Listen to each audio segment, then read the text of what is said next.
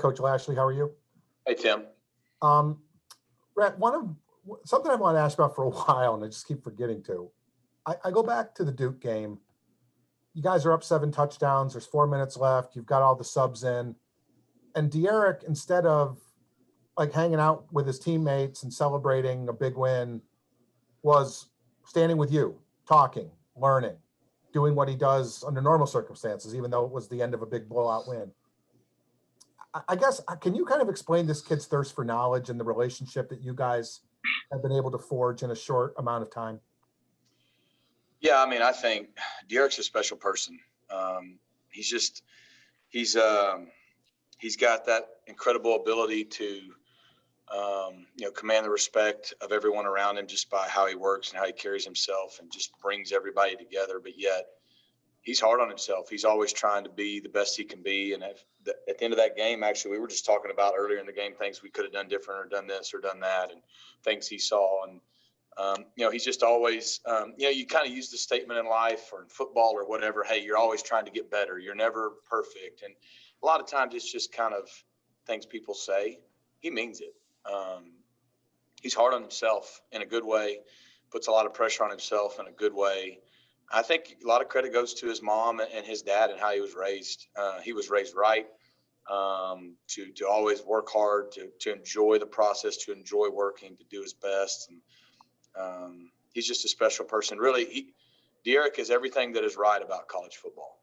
And, he deserves the opportunity to get everything he can get because he does things the right way. He's not perfect. None of us are, but that's just who he is. I mean, that's just as easy to say, as easy as I can say it.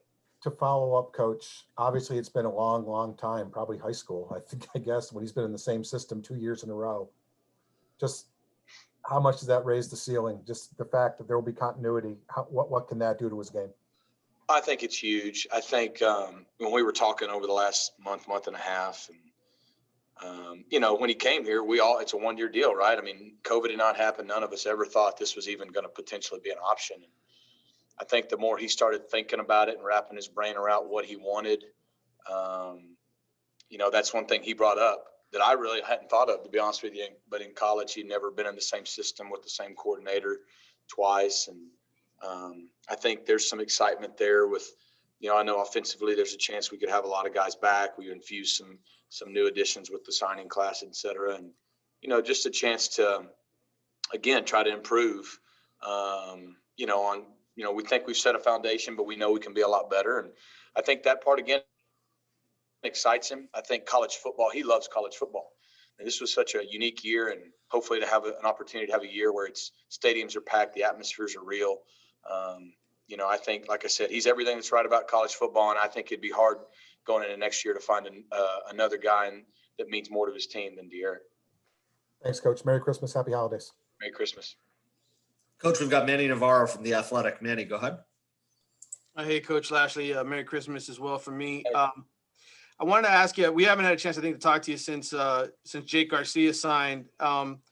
Just getting that commitment from him. Obviously, you guys didn't know what De'Aaron was going to do, but just getting him and now what it means that De'Aaron's coming back, what that can do, as far as buying Jake time to develop. Same thing with Tyler, all the other quarterbacks behind De'Aaron to have another year in your system.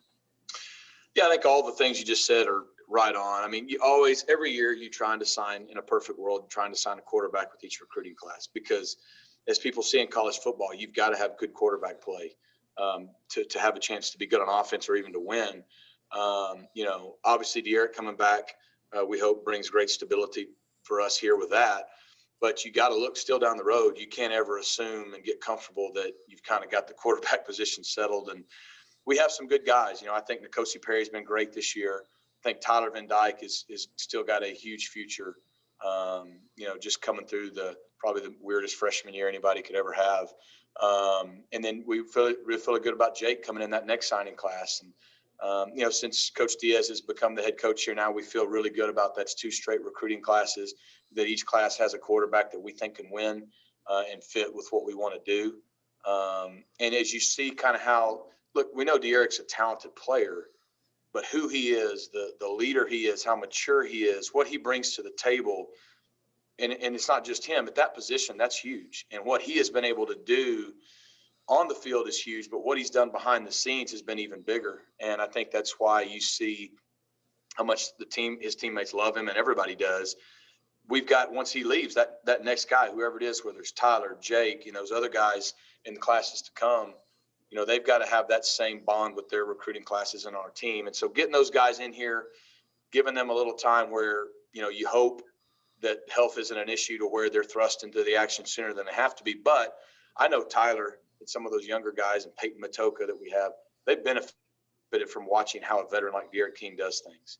And I know Jake and Tyler and Peyton, all those guys that come in, to have a year behind a guy like that, it's that way at every position. But at quarterback, that's a big plus, I think, for those guys. In a world where everybody wants you to start as a freshman and there's all that pressure, if they can recognize that they have an opportunity to not just learn the game and the offense and this and that in college football, but how to be that guy at a place like Miami, I think that's probably more valuable to those guys than anything. And then just from an overall offensive standpoint, you look at the numbers of what you did at SMU from year 1 to year 2, just the jump that you guys took, points and yards, everything. Do you feel at all like that's the next step here for this same group, and especially having De'Eric back, that you don't have to sort of bring in a new quarterback? And can you make another huge leap? Because you guys already did make a big one just from last year to this year, but I'm talking about year 1 to year 2 in your offense. Yeah, I mean, you hope that you can make a big jump in year 2 in a system, especially if you have a lot of guys coming back, which we're optimistic, that we will. And we did at SMU. We did have a different quarterback, obviously, in year 2. That was a big deal. But we did bring a lot of the other guys around him back. And just there's a lot to be said for that. Hopefully we'll do even better as coaches. We know our guys better, maybe, try to tweak some things to fit our guys better and be more consistent. But there's no question. I mean, look, if you're at the University of Miami, you got pressure, you got expectations every year. And we got to embrace those, and we've got to take that next step. And hopefully, though, we can, I'll focus on here in a couple of days, trying to finish this season the right way that hopefully propel us into next year. Coach, last hand I see up is Chris Stock from Inside the U. Chris, go ahead. Coach, I actually have a follow after this question, but I know you touched on Jake a little bit, but your overall overview of the recruiting class that you guys did sign, just to get your take on it, if you could run down maybe by position, because you did sign guys, right at each position, your overall opinion on that. I feel like we addressed all the needs that we had. I mean, obviously, like we talked about quarterback already, that was big. We do have 2 really young running backs here, and Don and Jalen, but getting another really talented kid that's local and fat is big. You're usually going to sign at least 1 running back every year as well. Our tight ends are good players here. They're getting older, and to bring in 2 tight ends, I think we really feel really good about Khalil and Elijah coming in, being able to kind of, develop into being those next. They fit what we're trying to do with our tight ends, which is a big deal for us being able to play the way we want to play. I think we added great depth on the O-line. We have some long guys at tackle that have athleticism that can really grow into really good players. But even internally with centers and guards with Big Baby and Ryan Rodriguez inside, because while we have a lot of O-linemen coming back this year, the next year we have a potential to lose a lot of guys. And so it was important to get guys in a year early to where, kind of similar to the quarterback situation, they can hopefully get bigger and stronger and develop and learn football at the college level, because it's hard to play early as a freshman O-lineman. But that next year, we're going to need a lot of guys in this class and that class to be able to take the jump. And then I think at receiver, our receivers have made great progress this year. We hope to make another big step there next year, but to get some really 3 of the best local receivers down here to come stay home, and with Romello and Jacoby and Richard, we think they all fit what we're going to do. We need depth. We need, and we need to continue to get better at that position too. So to your point, I do think we addressed every position.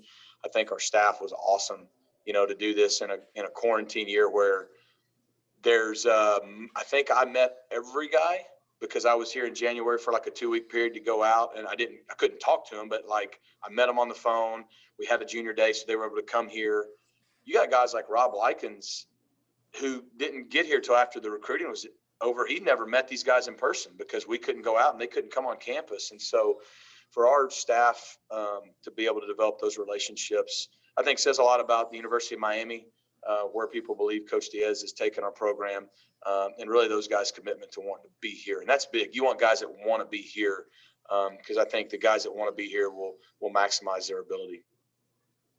Yeah, and just my follow is just Oklahoma State, your thoughts on them and the bowl game, maybe what you're seeing from film. There's not much they don't do well on defense.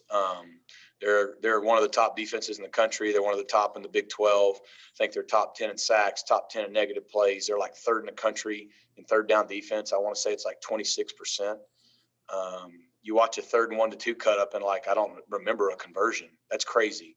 You get in 3rd and long and you'll have nightmares about what they do in 3rd and long. So they do a really good job of pressuring the passer, creating negative plays in the run game, and they play really tight coverage, which we've seen from people in our league this year, but they do it as good as anybody, and they do it in a really, a big offensive league. They don't give you a lot of easy throws, and you got to earn everything in the passing game. They try to make it really hard for you to run the football, which all good defenses do, and try to make you one-dimensional. I think 5 of their 10 games have held people under 20 points. So we got a great challenge ahead of us. We need to come out and play our best game. We need to play better than we did, especially the first quarter and a half of our last game, to give our guys the best chance to win. And so I do know this, our guys have prepared hard. They want to come out and play a lot better than we did in our last game. And so we're going to need to do it. Coach Lashlee, thanks for spending a few minutes with us today, and good luck the rest of the week as you prepare for the game. Thanks, guys. Merry Christmas. Take care. Merry Christmas.